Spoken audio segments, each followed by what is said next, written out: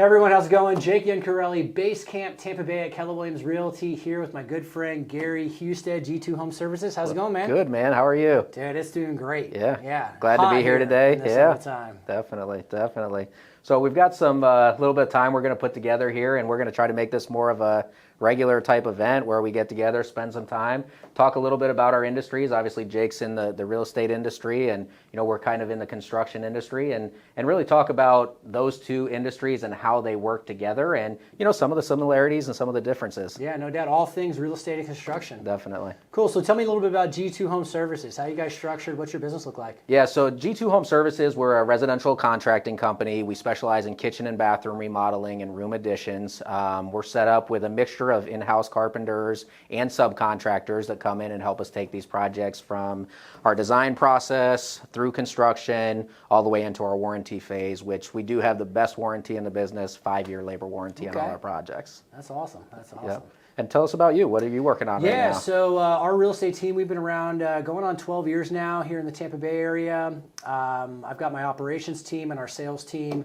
Our client base is really, we just meet people where they are, right? And catch people on their life events. So the majority of our clients are selling a home and buying a home in the same transaction. Right. Tampa Bay is a pretty transient area. Right. People moving in and out and around like the 7 counties of Tampa Bay all the time. So it really takes us into a lot of different areas of Tampa Bay, which I really like. Everything from like waterfront to, North Tampa, up to Lakeland, down to Sarasota. I was just going to ask kind of what your service areas are. So you guys pretty much cover a large area of the Tampa Bay area. Yeah, our MLS access, I mean, I can see all the way to Orlando. Wow. And so we are able to spread our wings, and really what our clients love about that is we can help them throughout every stage of the process. Awesome. Like if you're moving around Tampa Bay, you don't have to have one realtor for here, one realtor for there. Right. We can really build the whole plan out to meet our clients' needs no matter where they got to go. That's excellent. You can help them get where they need to go, really. Yeah. Cool. That's cool. Yeah, for us, we kind of stick to, Pasco, Pinellas, Hernando, and some of Hillsborough counties.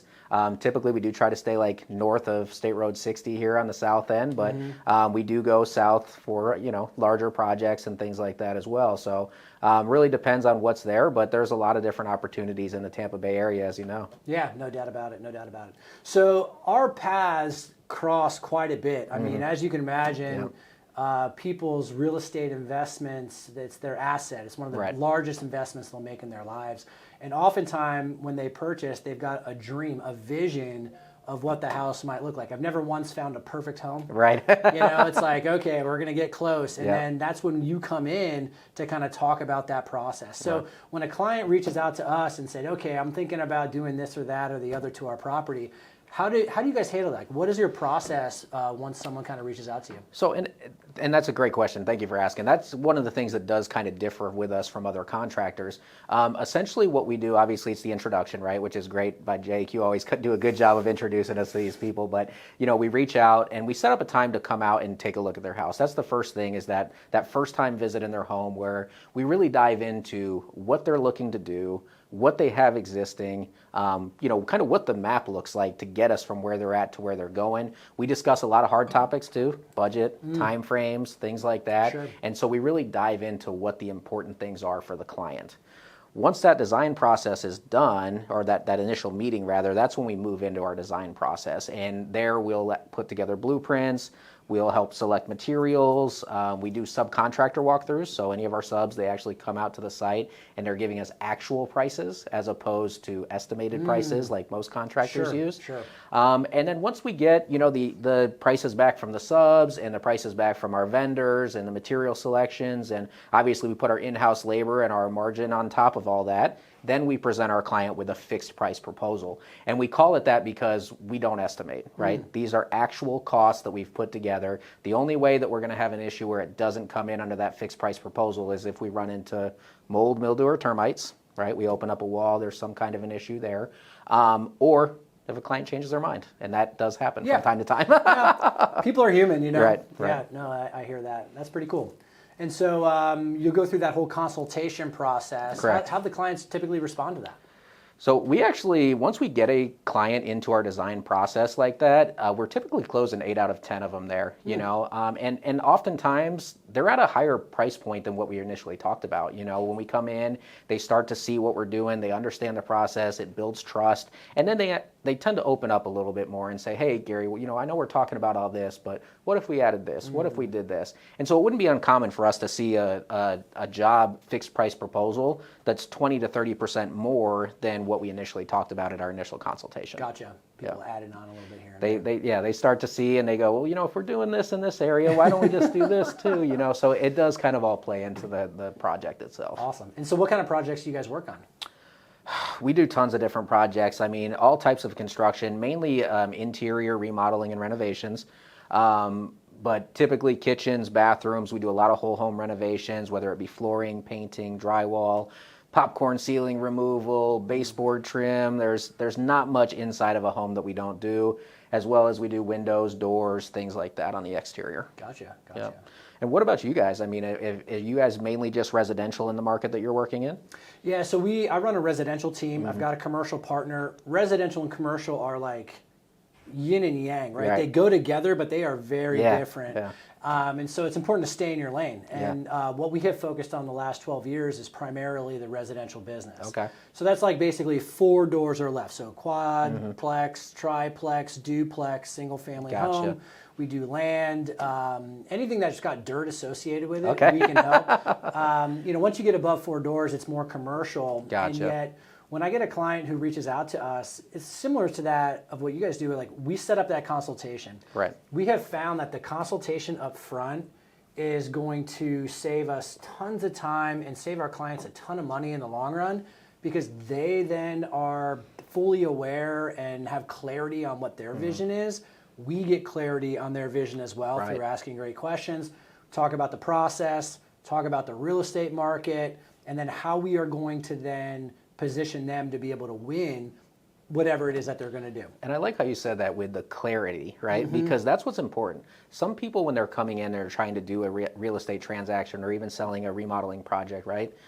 They go in and they try to tell the client what they want, right? That's not the case. We're both taking our time to get down to the bottom line of what they're after, right? And what is their why on the project. And when we do that, you can just open so many more doors throughout that portion. Yeah, I mean, understanding someone's motivation and their timeline of what they want to do, I mean, that's going to build out everything in our business. We call it the promise. Right. Our promise is going to be that we deliver the most amazing real estate experience that you could possibly imagine. That's awesome. Like, that's our bar. Right. And satisfy whatever their number one goal is. So we ask everybody, like, what throughout the transaction can we do to make this the biggest win for you? Right. And that's different. What a great question. Some people want to get me out of here quickly. I need to do this super fast. We want to save the most money possible on our purchase. Right. You know, we've got to transition from one house to another, and we don't want to be homeless. Like, everybody's got a different core motivation. Our job is to understand that thoroughly, meet them where they are, and then develop a real estate experience that is going to be hands down the greatest that they could imagine, and then fulfill on that promise. And you know, it's interesting. We do something very similar with that design process, because I tell clients all the time, if you've got a great plan in place, when things go off the rails, because they will, it's very easy to get back to the plan, right? If you've got no plan at all, and then it goes off the rails, it's kind of hard to get that thing back on track, you know? It's like you're the pilot, right? You've got your checklist, right? I'm going from Tampa to New York, right? Well, is it a straight line? No, right? Are we going to hit turbulence? Yes. However, we've got our checklist. We know what our goal is. We've got our plan in play, so we can make our 1% adjustments as we go. Absolutely. Partners at the table with our clients to make sure that we get them where they want to be, and like full transparency.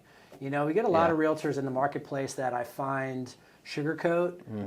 They're not direct with what's going on. And, you know, I learned real young at life is like direct's the best way. Definitely. I mean, understand, like, once you got that trust built, when something comes up, because something's always, we've never had one perfect real estate transaction. Right. There's always a twist and turn. I mean, we've got humans, money, emotions. People equals problems, man. It's true, right? I mean, the whole thing of it is how do we meet them there to be able to overcome that and still be able to instill confidence in the long term that we've got their best interest at heart, that we are working hard to get it done, and that they can see that in the background.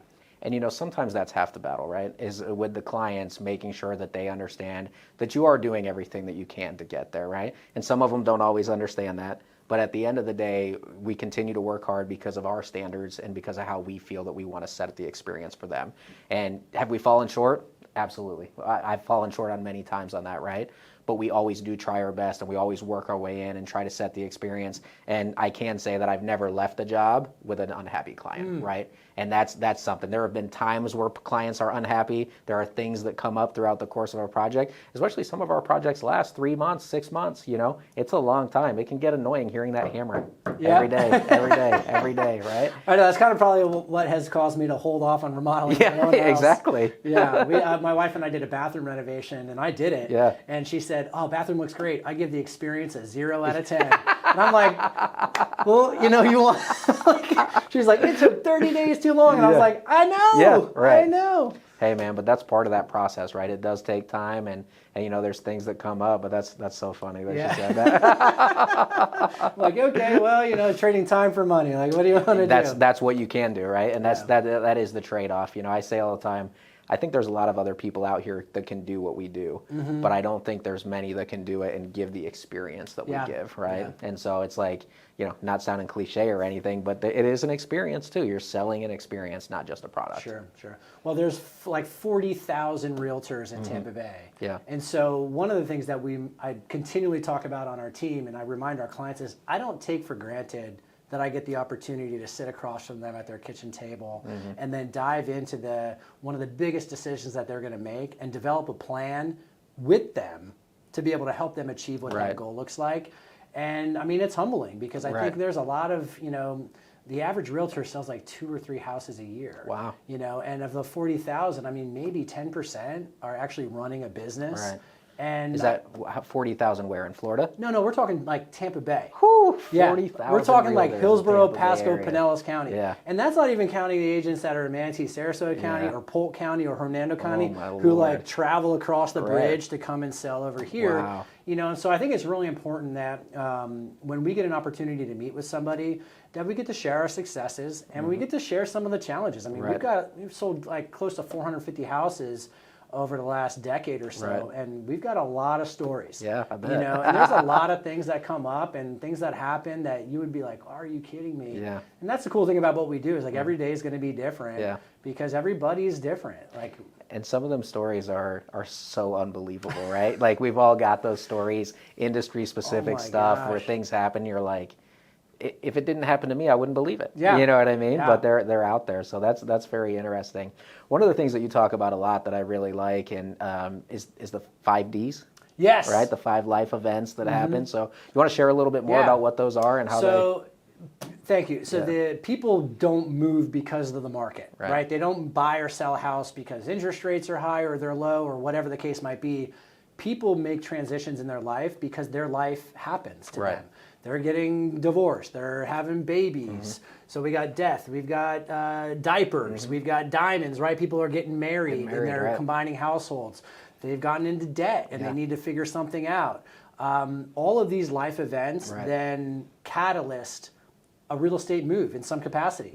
And I mean, I've sat across from clients before and they're talking about their situation and maybe the best option isn't to sell the house. Right. And that's okay, right? Because I don't go in there with like this outcome in mind of like, here's what I want to see at the end of this. It's like, how can we build a plan to help you better your life and better your situation?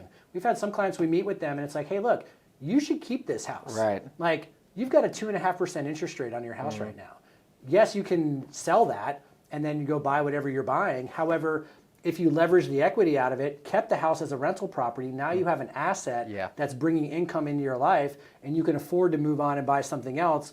Now we're acquiring assets. We're helping people build wealth through real estate. And what does that say about somebody that they make their money by selling houses, right? Like, I mean, you're going in and you're not just putting, yourself first or your wallet first, right? Or your wealth first. You're helping individuals build their wealth, which it says a lot because, I know that there is a code of ethics for realtors, but I'm not so sure that everybody follows it. Well, I think everybody's got a different idea of what ethics means to them and accountability means to them. So I think it's really important and really understanding people where they're at and being able to then look at the whole picture, right? Because when you're meeting with a client, like they can see kind of the outcome, but they've got their blinders on. They Sure. don't know what they don't know about Right. what could come up. And going through that process of the consultation, whether you're buying a home or selling a home or looking to purchase an investment property, you know, that's really where the rubber meets the road, and helping them understand. My job is to bring them as much information as I can for them to make the best decision possible about their situation. Yeah, yeah. And I think that comes down to a lot of us, right? We do the same thing. Oftentimes clients will call and they'll say, hey, you know, I want to do this, this, this, and this.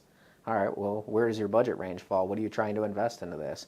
This? Okay, well, we can do about half of those things, right? And I have to kind of be the bad guy sometimes and get them down to brass tacks and Sure. say, hey, this is what it's going to look like. Or, hey, let's prioritize those things. What's most important to you, you know? And oftentimes even then, they may prioritize something where I have to come back and say, well, just so you know, like if you prioritize those things, you know, you're probably going to end up doing some double work down the road if you go to do these projects, right? Because oftentimes these projects may need to be done before moving on to those projects. And so there's different things like that come up in the industry. So again, sometimes I got to be the buzzkill. I got to go in and go, nah, you really don't want to do that yet, or you don't want to do it yet, rather, you Right. know. But, you know, it does happen. So I get where you're coming from, and that's very interesting as well. Yeah, no doubt. So what kind of projects are you guys working on right now? We've got several additions going on right now. We've got one in Safety Harbor that's a small addition that it was a screened enclosure before, and basically they were wanting to use it as a dining room space, and so we kept the exact same footprint that was there and just built a room there. Still got windows in it, but now it's insulated. It's got you know, a mini split back there to help with the cooling. So pretty interesting little project that's moving really quick. So I'm pretty excited That's about cool. that. My favorite one that we're working on right now, we had, it's my favorite one, it's not my client's favorite one. They basically had a giant oak tree fall through the roof of their home. No. And they were sitting in their living room on their recliners during Hurricane Milton, and hear this boom, the ceiling falls down at their feet. They're like, what is going on? So they get up and walk into the room, and basically a tree, you know, that you can't fit your arms around had fallen on the house. And so we just actually kind of got into the meat and potatoes of that, like within the last 30 days. We had, you know, a concrete block wall had to be replaced, so that got done, and the framers actually started today. But there was, you know, about a week of demo out there with guys with, you know, cranes and saws and just tearing apart trusses, and, you know, I mean, it's a massive, massive undertaking on that project. So that one's intricate. It's something that you don't do every day, you know, but trying to tie old construction back into new construction and make everything work out and plane out, so when it's finished, it looks like it never happened. Jeez. That's kind of going to be a cool one when it's all said and done. Is that like an insurance thing? Yeah, so I think State Farm is the insurance company on that one, but yeah, basically the tree fell through the roof and they're kind of covering it, which again, it's such a large project. The last time I had count on it, it was over $230,000, you know. Huge. And so it is in Newport Richey. I don't know what the value of the house is, but like you start getting up there in those numbers and you're like, man, like at what point are we throwing bad money after good money? Is the You juice know, not worth the squeeze? Yes. So it's interesting, but you know that'll be a really cool project once it's all said and done to see, you know, what it was when the storm happened. I mean, guys, we're talking about a house that just had it's getting rained inside, right? Right. We've got the roofs tarped and everything like that, but Man. there's water like literally getting in right now because there's no roof system on it. So to be able to take it from that to a completely livable house again in probably less than 3 months, we'll That's be in and super out. cool. That's going to be a pretty cool one. Yeah. All right, cool. So tell me a little bit about what you guys are doing in the community right now. Yeah, so 2023, we started the G2 Community Youth Foundation. We help kids in and around Pasco County with the essentials that they need to be successful in their school career. That could be anything from school supplies, food. We have certain schools that reach out telling us that, hey, you know, our kids left school here on Friday. They're coming back Monday morning in tears because they haven't ate since they left. We're trying to get more involved with some sporting and arts programs and things like that with these kids at the school level. And, really try to give back. When I was growing up, we didn't have a lot. I have 3 brothers, and so there was limited resource. A lot of years it was, you either get shoes or a backpack, so we're really trying to help where we can and give to the community with those things. We've got a couple events that we do every year. So we've got a clay shooting event that's coming up in November. We do a golf event each year in April. And then actually August 1st, which is just a couple weeks away here, is going to be our back to school drive. So we have 2 locations this year. We've got one at the north end of Pasco County, which is at Hudson High School. And then we have one at the south end of Pasco, which is at Sunray Elementary School. And those are going to be locations for anybody in need that needs to stop by, wants to get supplies for their kids. They're going to be available there to them. That's cool. So you're driving right now to get those supplies. Correct. So how do they get supplies to you? So basically, right now we're taking monetary donations to be able to purchase the bags. We have a couple vendors that will supply them to us pre-stuffed with the things that the kids need for different age groups. And so we typically just order those and have them come in. We also do take donations as far as the bags themselves. And in years past, we've actually set up in locations and had people donate to those. It's just difficult sometimes to get people to come in with the items. So it ended up happening, we'd put out 15, 20, gather boxes or collection boxes, and, 1 or 2 would have things in there. And it was really the small business community that we work with. They're the ones that have really helped the most and stepped up. We've done a lot to be able to bring in those donations. And again, obviously it's helpful to the community, and the small business community that we work with really wants to see the kids succeed. So that's awesome. Yeah. What about yourself? Yeah, so we do a lot of events throughout the year, client appreciation events, and we always partner with nonprofits when we do it. Great. Right now we're doing a big food drive for Dunedin Cares Food Pantry. Oh, okay. Which is a cool organization. It's really about empowering folks that come in. It's more like you're going to a grocery store. You don't just get handed a box. Right. And so this is the time of year where they always run out of food. Oh, okay. People want to donate food during the holidays, but then when we get to summertime, the shelves are bare. And so we partnered with Lane's Lemonade in Dunedin. We're doing a huge food drive for the next 30 days for them, which has been cool. We got a few restaurateurs that locally have donated poundage of food, like pastas and all of the essentials that you would think of. And so we're gathering stuff like that right now. I'm also on the board of directors for a local nonprofit, just kind of got started, called Cinco Strong. I played soccer when I was a kid, and I traveled all over the country when I was younger with my parents, always playing soccer. And so Cinco Strong, Stefano Fernandez, this was his vision to get Cinco Strong going, and it's emulated off of in Atlanta, they have soccer in the streets where they took, and it's all futsal. And so futsal is it's like a Brazilian Portuguese, court soccer, and I haven't seen a lot of that in the States, but it's really skills based. But the cool thing about Cinco Strong is it's more than just about the soccer or providing opportunity for that. It's about developing youth to be able to be confident in the steps that they take in their world. Absolutely. We've gotten we've taken it down to Jamaica. We've done a few events down there. We right now have partnered with the city of Dunedin. Temple Terrace has a court, and we've got U.S. men's national team player coaches. Oh, cool. So it's super cool. So it's high-level coaching. It's in a sector of soccer that a lot of people don't know about. Futsal is way different. Right. It's you're really skills-based, touch and go, and it helps develop people that. It's really fun, but it's also about bringing that empowerment to the youth to the area. And I like that you said that. It really does tie back into the kids and making sure that, again, they're developing skills that, may not only help them in soccer or futsal, it might be in other areas of life. So yeah, it's it's experiential education, right? If you can put people and youth, especially in situations where now they have to step up as leaders in this sector, then how do we connect the dots through some, framing to then say, when you go back to your school life, how does this relate to that? And helping them connect the dots to just become better humans. Heck yeah. And to grow and do a little bit more. That's awesome. It's pretty cool. That's awesome.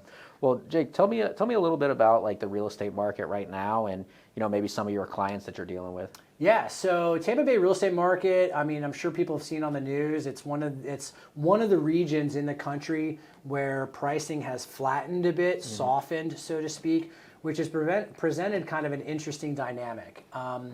We have some areas that have lost a little bit of value, not value where the gains through COVID of like the 30% appreciation. We're not talking that much, Right. but it's like we're not appreciating at the levels that we were appreciating at before. Right. And especially some of the flooded communities. So we have like 5 or 6 different micro markets around Tampa Bay. We've got all the houses that flooded during Helene and just what people are trying to figure out what to do with these properties. Right. We've got your inland properties that are in super popular neighborhoods like Safety Harbor, West Chase, Dunedin, that are, didn't get impacted by the storm, super popular, people are wanting to move to, they're holding strong. Right. We got the condo market, which after the tower collapse Right. in Miami, the legislators sent down, some regulations and rules that had to happen that skyrocketed condo dues and caused structural and engineering assessments. And so when we meet folks that have got these properties or that want to buy these properties, it's like, how do we dive into the micro market of where they're at right now to then develop a strategy so that they have eyes wide open going in? Yeah, and so they're educated, right? Exactly. On where to buy or where to look and Yeah. those types of things. Interesting. Yeah, we and again, most of our clients are selling and buying in the same transaction, like they're transitioning. Sure. I've got one client right now that's selling a commercial property in California, and the commercial property is probably $2.5 million property. However, all of her equity is in that property, and she's wanting to do a 1031 exchange, which is a process of saving the capital gains tax. Right. When she sells that property to then buy here in our area, and she's looking at single family homes. Well, the caveat to that is that she's got a family member that needs to live in that house. However, she can't buy it until she sells. And so we're exploring options like seller financing, where the seller is able to hold the note for a 1 or 2 year term to allow that commercial property in California to sell. Commercial takes a lot longer than residential. So that way when that sells, she'll be able to do the 1031 exchange and then transfer the property and ownership. So there's a lot of cool stuff like that. And really it's about finding out about what's important to our clients, what their situation is, and then how can we build a strategy in order to be able to get them where they want to go. Yeah, it sounds like it needs a little bit of a creative mind there, right? To Yeah. kind of figure out what works and what doesn't work for each individual client. No, it's totally true. And the idea is to be able to have this toolbox, right? I mean, it's like a buffet, all of the options that are available.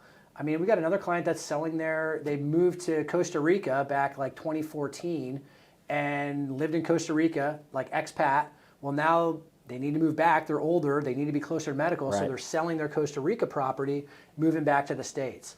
And so most of our business is like repeat referral over the years. And we just stay in touch with folks until that life event happens. Yeah. And then they're like, hey, Jake, we're ready. This is the time to do it. I heard you say one time that you have like a 37 points of contact that you make with clients. And for me, I was like, I'm sitting over here counting like, man, I need to step my game up because I'll call 3-4 times and then I'm like, I better not call them no more, So I have done a much better job of this year following up, even just sending an email out, checking on folks and things like that, which, you taught me. So I really appreciate that as well. And when we talk to folks, it's not about like, who do you know that wants to buy or sell, or when are you going to move? Like, that's not important to me. How are you? How are you? How's the family? Like, what's your vacation look like this year? Like, where are you going on vacation? And what, learn about their kids, what school they're going to, like all those things I think are more important to me to know our people at a higher level. Right. And I think it's more important to them, right? If you're just always calling like, send me your business, when are you going to do this thing? Like it's impersonal. Yeah. And, our mission is to empower our community to build wealth through real estate. Yeah. And our vision is that we're going to provide the tools and the resources and the education to help them build that wealth and help our business partners build that wealth. And if you don't do that, that's when you become transactional. Exactly. Right? That's where it's hard to get repeat business and have those referral type connections, because if you're just always looking for what suits me, it's very hard to get somebody to continue to work with you because that's what they see as well. So that's awesome. That's good that you do that. And like I said, you're teaching me. I'm learning a lot from you too. So yeah, I mean, when you get a phone call from me, it's it's all about like, what's new in your world? How are things going? Is there anything I can do to help you? I mean, again, we've got like you are like a top of mind all the time. Like, Right. what do you got going on at your house right now that you Right. need help with? Do And you I was need gonna a say, plumber? Do you need I'd an imagine HVAC that's tech? where all those referrals It you send is, me you know, comes and it's from. important, you know, and the whole idea is that because I trust you, Right. it's like I feel confident when I say, hey, look, if you want to do this thing in your house, talk to Gary about Right. it, you know, and talk to 4 other contractors, Right. as many as you can, Yeah. because you'll see like what it is and where you should go with it, Right, which right. is super cool. I had a client recently that was referred by somebody, and we went out and we started talking and we're having a conversation, and he thought the prices were maybe a little bit more than what he was thinking, and he wasn't really sure. And in order for me to get my architect out there, I had to wait a month. Well, in the meantime, during that month, he did interview other contractors, and he didn't tell me, but he told the person that had referred me. And during that process, he said 2 of them showed up drunk, 2 of them didn't show up at all, and one of them, I think, was just, he said it sounded like they weren't qualified, So by checking with 5 other contractors, where a lot, that was one of the things I was actually going to bring up today, was like, should I get multiple estimates? Well, yes, you should, and as a contractor, I think you should, not only because the price does vary so much, but also just for that. I mean, I know that typically, I know 10 good contractors, but there's a lot of other ones, like you said. There's 40,000 realtors. I don't know how many GCs there are in the area, but there's some bad ones out there too, right? So the bad ones can be just as good of a selling point for you as a good one can. So well, I think it takes a lot more to get your contractor GC license than it does to get your real estate it's a license. little bit more in depth. Yeah, you move to Florida to get your driver's license, and you Right. get your real estate license. Yeah. It seems like everyone's got it, and yet, do they run it like a business? Right. Do they understand the process? Do they have the systems, the models, the tools, the resources to be able to be holistic Sure. in that pursuit of the dream of homeownership and American dream, man. and all that stuff. Cool. So tell me what's next for G2? Man, we got a lot of cool stuff on the horizon right now. So we actually, prior to this conversation and even today, we are what's called a residential contractor. So we have a CRC license, certified residential contractor. The state of Florida has 3 separate of general contractors license, they called them. So it's the CRC, the CBC, and the CGC. And so we've actually have passed our test and have submitted our paperwork to the state to get our CGC, which is the full certified general contractor's license, which means that we can start doing commercial type work, commercial build outs, things like that, multifamily like you talked on earlier. And so that's a big step moving forward. We're kind of excited about that. The other thing that's on the horizon is new construction. So to this point, we haven't done any new construction at G2, obviously. You mean like ground up, slab to roof. Basically start to finish on those. I actually have a new construction, pretty high-end home that's under contract. I've also got several other ones that are in the works right now, and so that's a big step. You know what I mean? It involves hiring full-time project managers to run projects of that size, and a lot more design on the early end and the early end stages of figuring everything out. So we're super excited about that. That's going to be fun. I'm always looking for the next thing. I'm kind of like, I want to see what's next and what's going on. So that's cool for me. And obviously getting into the commercial thing is going to be interesting too. That might be a little further down the road, but it's cool to get going. Yeah, that's super cool. That's super cool. What's next for Base Camp Tampa Bay? Well, it's interesting. So we have had our business here in the Tampa Bay market for going on 12 years. I've got a very strong clientele base. We're looking at some different partnerships around the area to help expand our business. And so we see expansion of our local business. And then I just got my North Carolina real estate license. Oh, awesome. So I'm now going to be licensed North Carolina realtor as well. And my intention is to continue to build our business here and then start building our business in North Carolina. We spend a lot of time in the Asheville market, kind of going back and forth. So funny, like when Helene hit, it hit here and then it hit there. And we've got friends and family connections there. So we were like going back and forth, cutting houses out this week and then, demoing roads the next up week in the Western North Carolina the next week. And so that's pretty cool. So we're going to develop that out too, I'd say over the next 2 to 3 years. Awesome. To extend our systems and models into that new market. But locally here, we're looking at bringing on some partners that can help us expand our business and then help us just be able to help more people. I'm a master faculty trainer for Keller Williams University, so I travel around the country teaching business owners how to start businesses, primarily real estate, but Right. business is business, right? Yeah. If you're a business owner, you're running a business, you got to know how to do that. And then how to get leads, how to maintain the flow of your business. No matter what you do in business, whether you're a doctor, a plumber, realtor, Yeah. contractor, you got two jobs: your chosen profession and getting people who need to use your chosen profession, lead generate, and find the business that's going to then support the vision that you have. So Sure. that's pretty cool too. I've got a lot of a lot of teaching gigs around the state, and then up in North Carolina as well, to just kind of bring my knowledge base out to more people, which is pretty cool. You're a busy man, Jake. Yeah, we kind of try to keep it going. That's awesome. Awesome. Cool, man. Well, I'm looking forward to meeting with you again. I know we got some projects on the books that we're going to probably dive into a little bit more.